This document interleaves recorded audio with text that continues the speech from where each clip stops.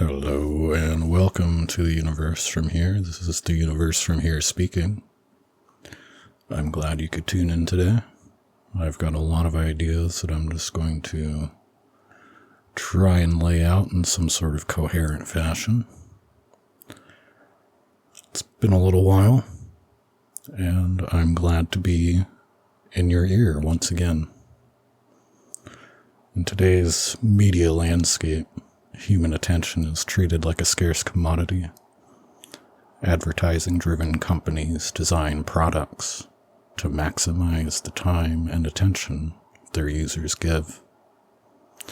Attention's a form of currency on the social web, an increasingly expensive resource.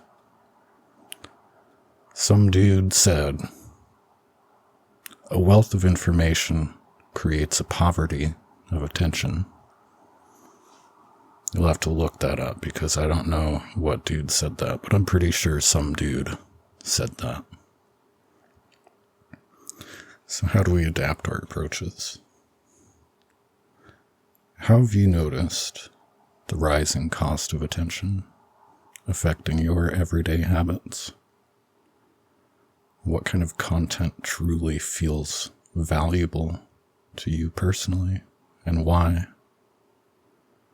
When we subscribe to a channel, idea, or belief, what exactly are we getting in return? Think about the people, channels, or ideas you follow most closely. What value do they bring to you? Who earns your attention? Who earns your loyalty? And why? There's an idea of auditing your attention budget. Are you invested in content that truly enriches? Or is it just noise? Are you subscribing to thought leaders? Or are you subscribing to trends that genuinely align with your values? Or is it simply just an algorithm that grabbed us?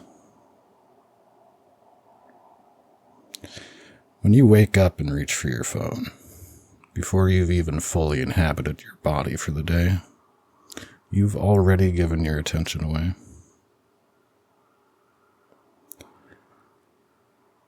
There's this concept that people have said that time is your most valuable currency.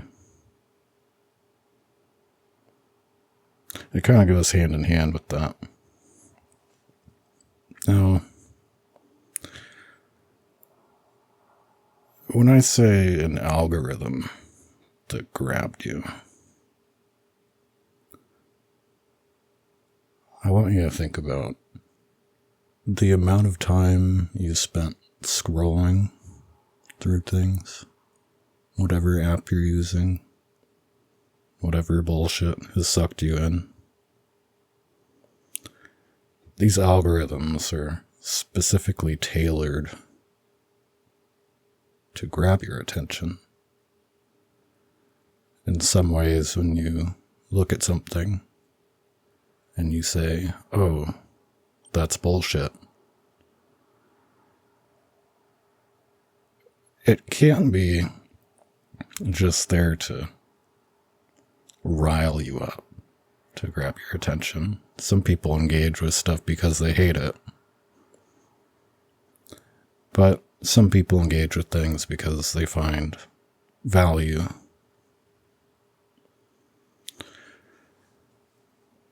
Now, when I talk about algorithms, I think a common misconception about the blanket term of artificial intelligence is that it's a new technology. AI's been around since the 70s, and probably even well before that, to some degree. The idea conceptually is really a cool thing that we can see demonstrating itself in nature. Neural networks are designed to mimic or replicate how the human mind works. And there's been a lot of, let's say, investigation or research, like a sort of arms race to reach some sort of conclusion. I don't know if there's ever going to be a conclusion that's like saying, we figured out what the conclusion to life is. But that might be possible too. So, thinking of it this way, most people frame artificial intelligence as something other, like a tool, a competitor, or a looming threat. The Terminators are going to light your balls on fire. Like that scene where Sarah O'Connor's like grabbing the fence and she bursts into flames looking at the playground and stuff. But I think the deeper meditation is to see AI as a reflection.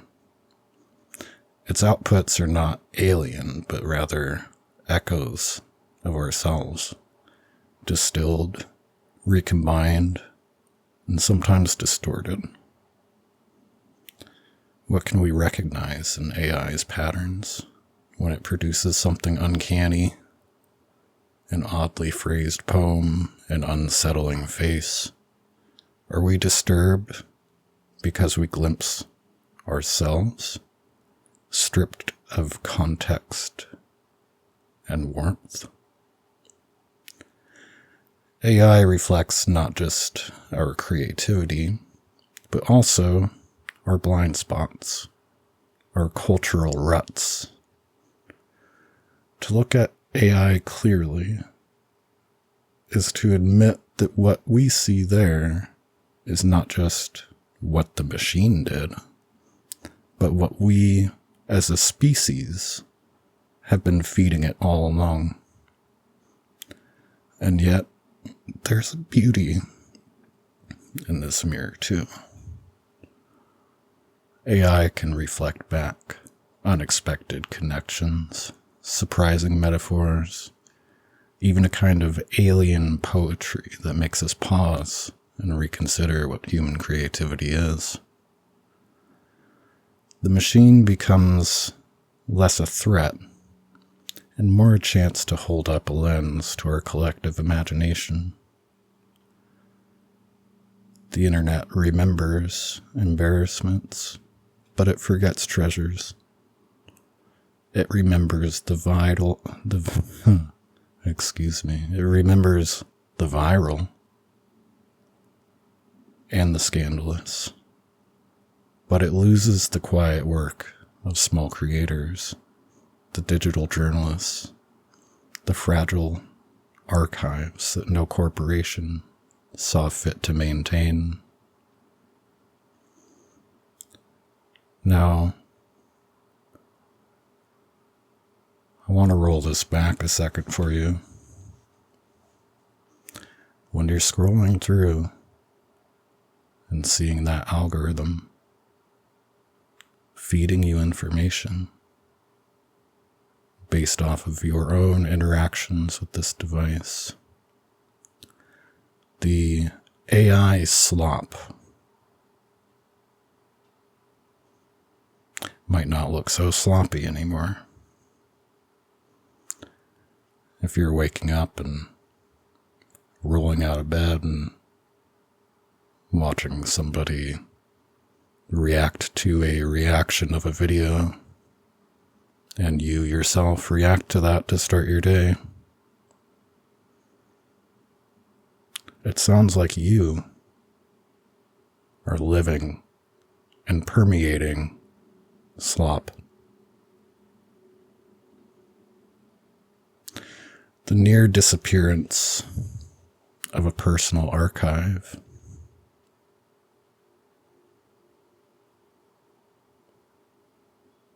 can happen anytime. You can get hit by a train or a car, or a skateboarder going really fast.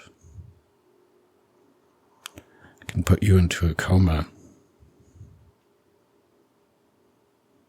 Your own personal archive could be destroyed forever before you've recorded it, written it down, shared it with people that you love. Years of effort that built your brain could vanish instantly. What does it mean to live in a time where our memories are externalized into fragile servers, brains, dependent on billing cycles, company mergers, policy changes? Are we building a culture that will leave behind more than dust? Remember, impermanence, not just in life, but in digital existence. The work we make, the voices we hear online, may not be here tomorrow.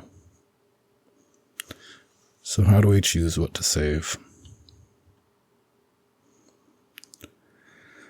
Think about a moment where you saw, I don't know, there's a way to phrase this, but the thing that comes to mind is when you see a sparkle in someone else's eyes. You catch that weird glimpse and a smile. Like somebody noticed that you're sharing this reality with them. These moments can sometimes last an entire lifetime. I can recall many times that stood out to me. The importance of these events can exceed conversations.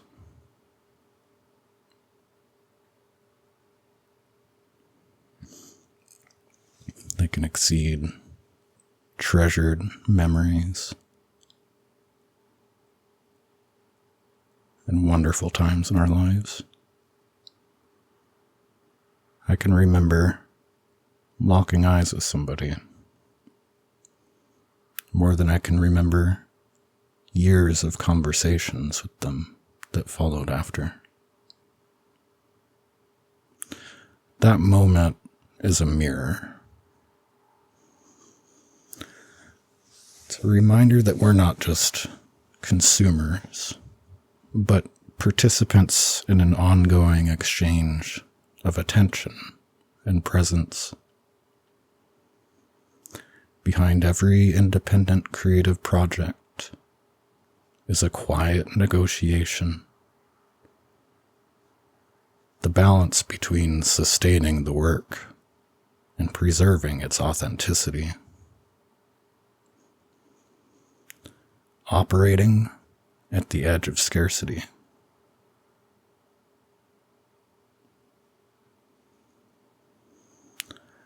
Think of the real cost of keeping something alive.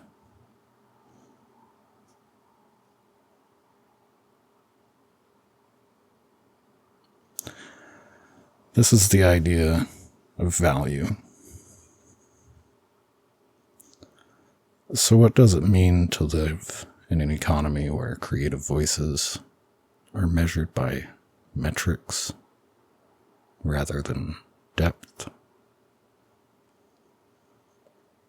How do we create models of support that reflect value, not in scale, but in intimacy?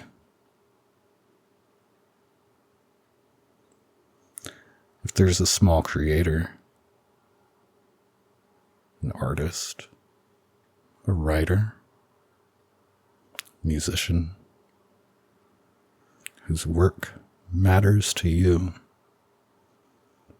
what would it mean to support them? Who earns your attention? Who earns your loyalty?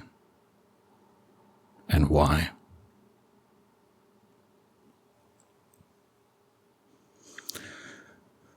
The universe from here is a creative sanctuary in the attention economy.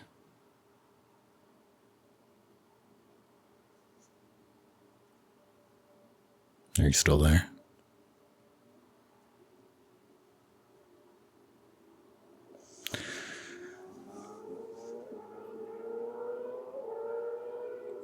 Damn, it sounds like fucking Tokyo drifting out there.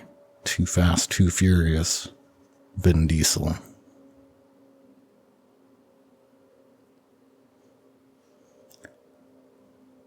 Now, in a world drowning in information, attention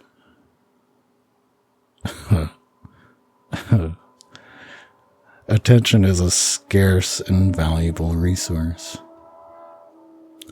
Most platforms fight for every second of our focus. UFH treats attention as a gift rather than a commodity. And it is a space where each moment of engagement is honored and where authenticity is the guiding principle. In the modern media landscape, oh, Jesus Christ. Every app and advertisement battles for our eyes and ears. The attention economy means platforms design interfaces to maximize the time and attention their users give. UFH rejects this model. It values quality of attention over quantity.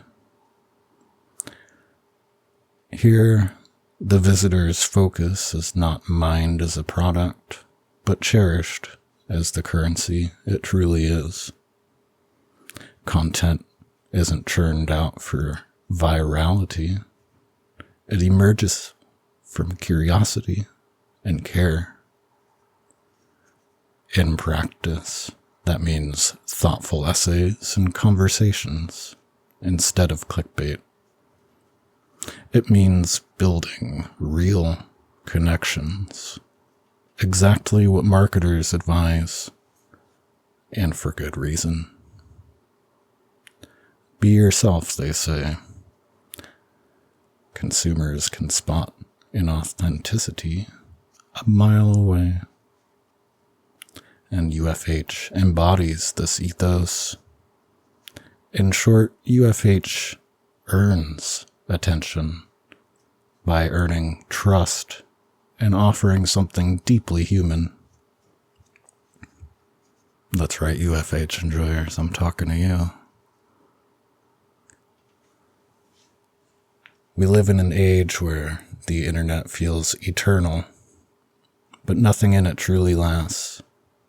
I am acutely aware that our digital work is fragile. Every year, thousands of unique websites, the quiet blogs, the niche podcasts, the personal journals, simply disappear. Pieces of human effort vanish with a lapsed hosting fee or a shutdown platform.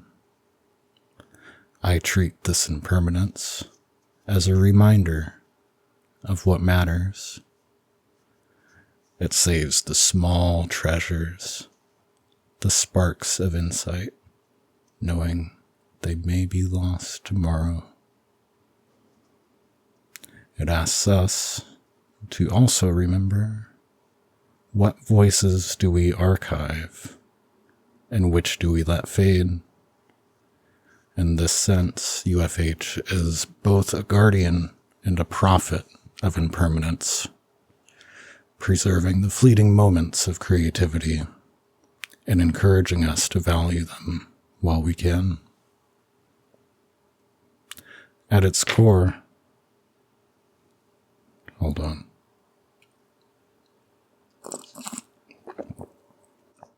Oh, God, that coffee's hot.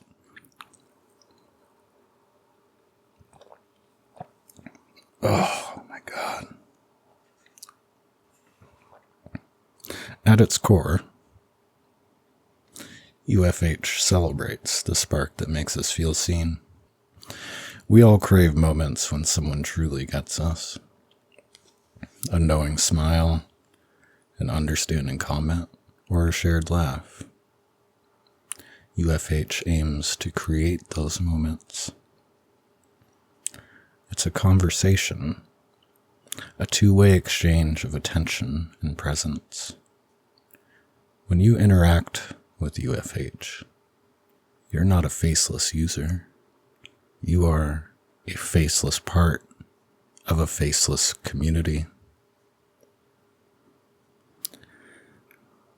A reader or listener simply noticing a nuance can become as valuable as the content itself. Those little sparks are a recognition that someone else is on the same wavelength, reminding us we're more than passive consumers. UFH is built on these sparks. Each one is a mirror reflecting our humanity and reminding us that this is a shared journey of attention and care, not a one-way broadcast.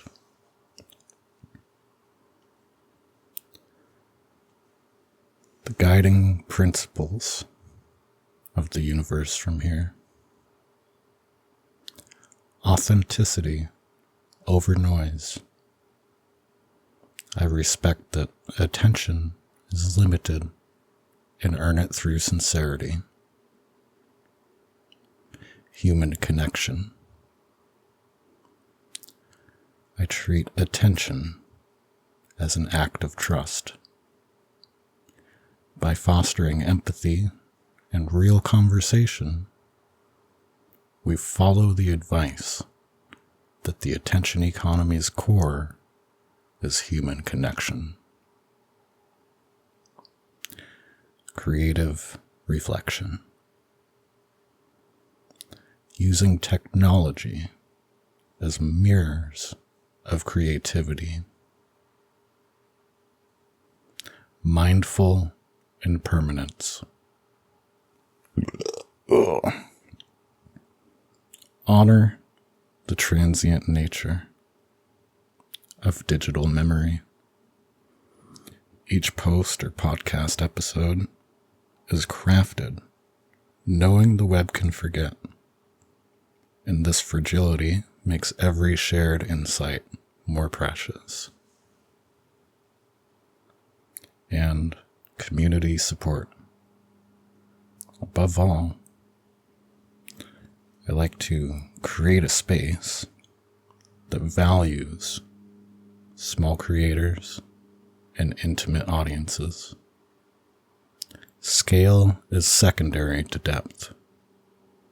A few engaged listeners or readers mean more here than millions of passive views.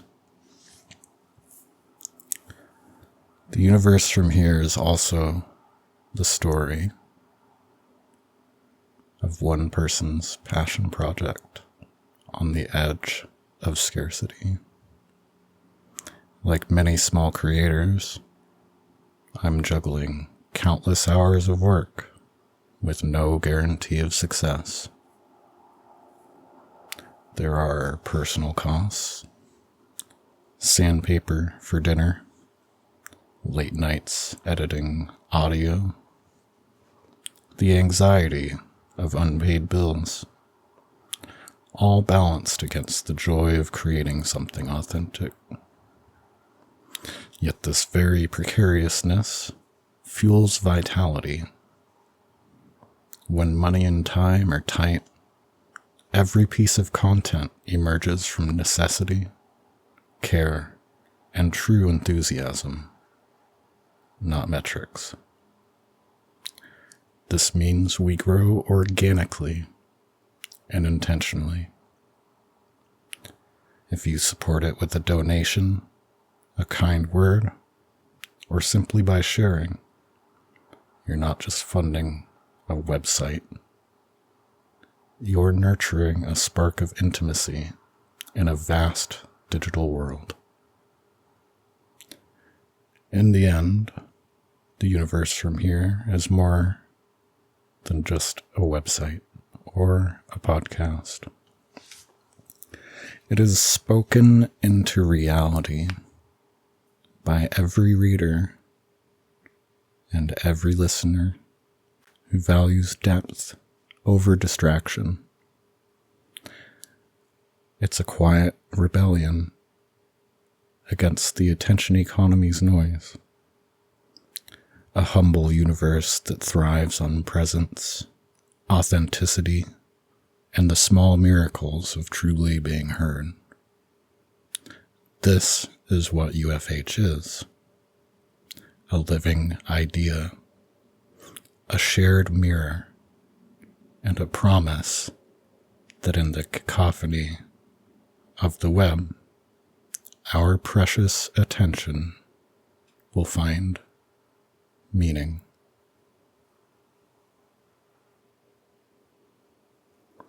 So that's about it.